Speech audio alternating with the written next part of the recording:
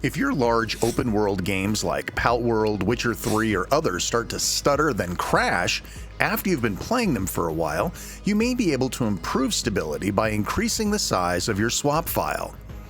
A standard vanilla Steam Deck has 16 gigabytes of RAM and has a swap file size of about 1 gigabyte.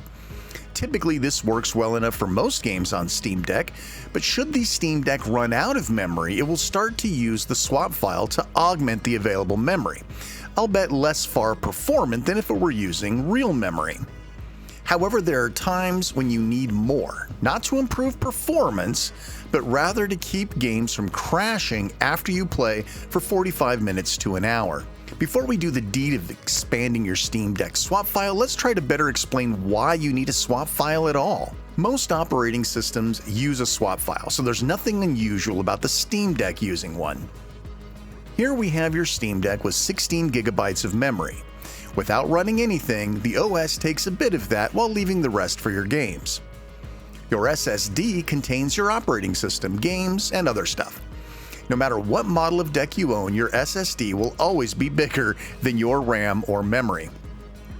Valve gives you a fixed 1 gigabyte swap file out of the box. This swap file, of course, takes 1 gigabyte of your SSD storage. Let's say we start playing a game that maybe has a memory leak or unusual requirements for memory storage. When you start playing the game eats some of your memory initially, but as the game progresses, new areas are opened, things like that. Memory usage and memory leaks, where memory is taken out but never returned, can start to chew up your physical RAM. Once that RAM is exceeded, the OS reaches out to overflow the need to the swap file.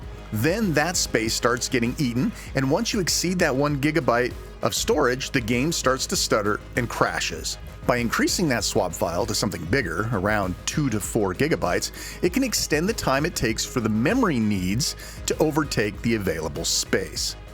Instead of crashing in 45 minutes, maybe it would take an hour and a half or 2 hours. It is a bit more complicated than all of this, but this is the basic newbie look at the swap file. Before we show you how to change it, I warn against large swap files.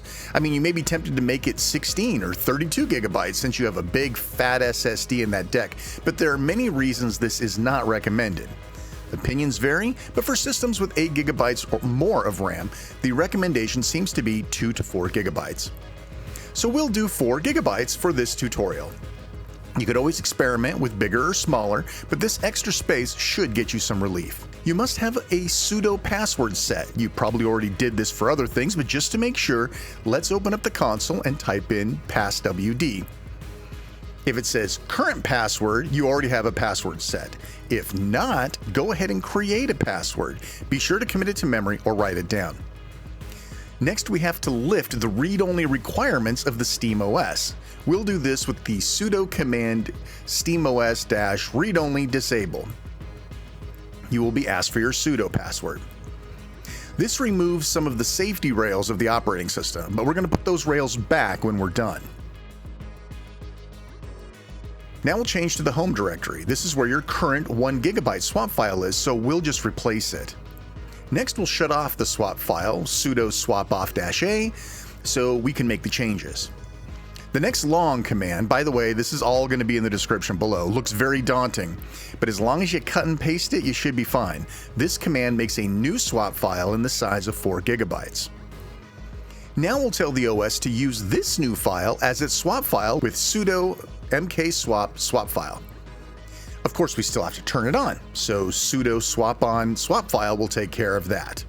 Finally, we'll put the guardrails back up with the same command we used at the beginning, but this time we'll set it to enable. I'm going to go ahead and reboot the deck and try your game. It is amazing how this can delay crashes or even stop them for certain games. As a portable, handheld player, the difference between frustration and a good longer game session of an hour, hour and a half can really make a difference. If you found this useful and like what we do, please like, subscribe, hit the bell, and of course, sharing and commenting are always appreciated. While you're here, check out some of these other helpful videos right here on Monroe World. I'm Shane R. Monroe. Thanks so much for watching. Take care.